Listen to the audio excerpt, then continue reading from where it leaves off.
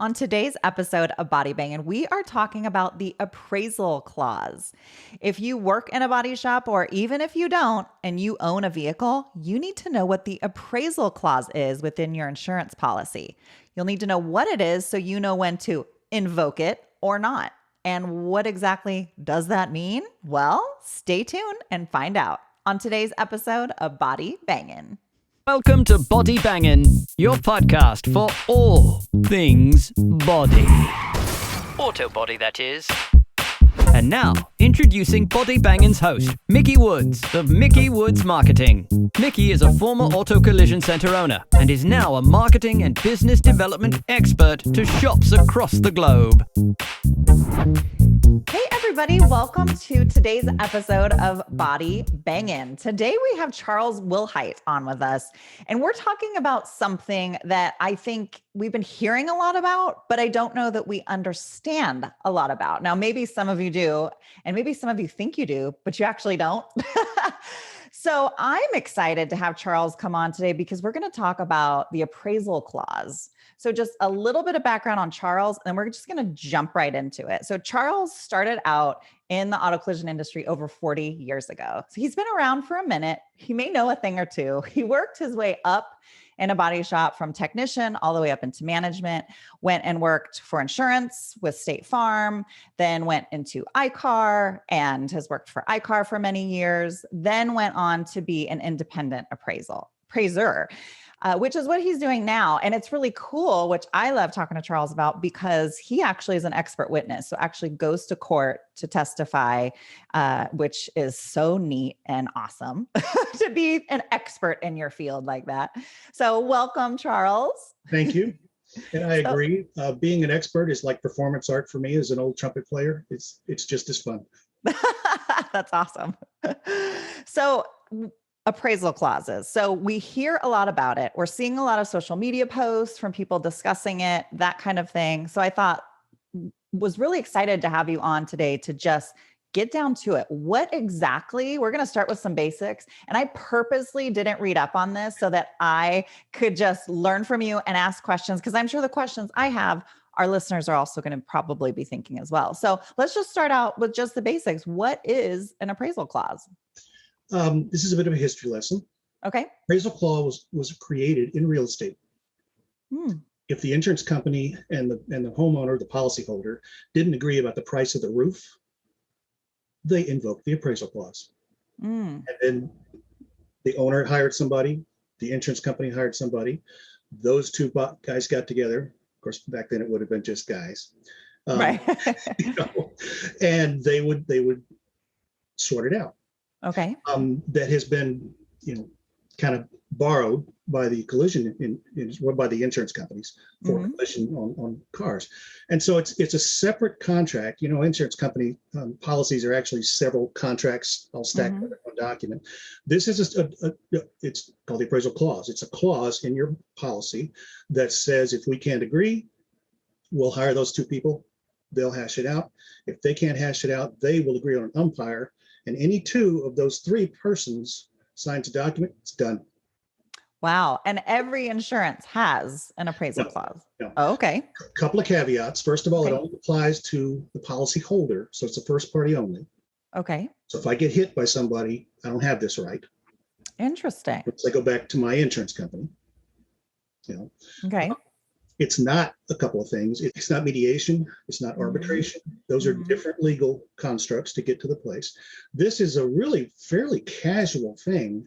I'm looking at one on my screen right now, and I won't read it to you because it's legalese, but yeah, I'll spare you that. But it's one paragraph. It's like 5 sentences. Wow. And this is one of the longer ones, And so really it's just two guys talking about it. Okay. And there are a lot of women in this business today, I should say. Right. Yeah. I say guys all the time, and I just mean people. Yeah. I'm a little hypersensitive about the whole gender thing. You more than me. So isn't that funny? All right. So if you know about it, it's a good tool to resolve a conflict, and either party can invoke it. Okay. So sometimes the insurance company will decide that's the best way to proceed. And so once someone invokes it, that's it. It's kind of like game on. Yeah, and it also means that everybody else is out. Okay. So anything that's been said or done prior, that goes out the window. And now the two independents come in. It's context, but more importantly, the two independents are the only two people in the conversation. Mm. The insurance company shuts up, the vehicle owner shuts up, and really they shouldn't be communicated with until the deal's done.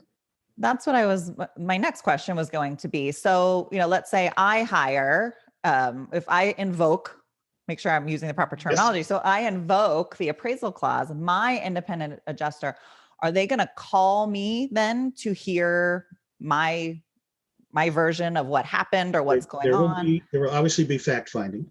Okay. Just like a court case. I mean, Okay. not as strict, not as formal. Right. But yeah, they'll investigate. They'll want to see things like the estimate, pictures, communication from the insurance company. And then they'll want your version of what happened. Okay. And they'll find out as much, and then they'll say, okay, I'll get back to you. Okay. But they're not going to give you a blow by blow. Now, there are people in the business that do that. Okay. They're really not staying in bounds of the rules that have been set in various court cases. Okay. And it's like if I'm working for an individual, I may send them a note to let them know I'm still working.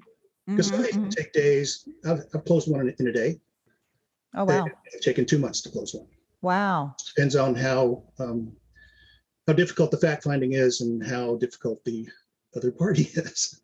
So now let me ask you another question. So somebody, whoever invokes the appraisal clause, is this independent appraiser somebody that you have to pay? Like, how do you get payment then? How does that work? Almost all of us will require payment unless there's an ongoing business relationship. It will require payment before we start the work. Okay. And is that like typically a flat fee or a percentage of what you win? It's a flat fee unless in some states that have it and you're a public appraiser, and then it's a percentage. Okay. Don't go there. You got somebody wanting that, go find somebody else. I had to have a public appraiser for my home and it was a percentage. Different. Totally different. Okay. Interesting. Different field of play. Yeah. Yes. Gotcha. But in the auto business, there's only a few times when you really need a public appraiser. And so okay. For the most part, and in most states, because we don't handle money, we're not licensed. Now, for many years, I did carry a license. I still carry a license in the 2 states that require an independent appraiser to be licensed. But it's interesting, as a side note, I'm not licensed by the insurance in those 2 states. I'm licensed by the Department of Transportation. Interesting. Yeah, weird. Wow. So if you're hiring an independent appraiser, how would a person that got into an accident know where to find somebody like that? Word of mouth is great. If you know somebody that's had difficulties. I have some insurance agents who will give up my cards or my website. Oh, wow.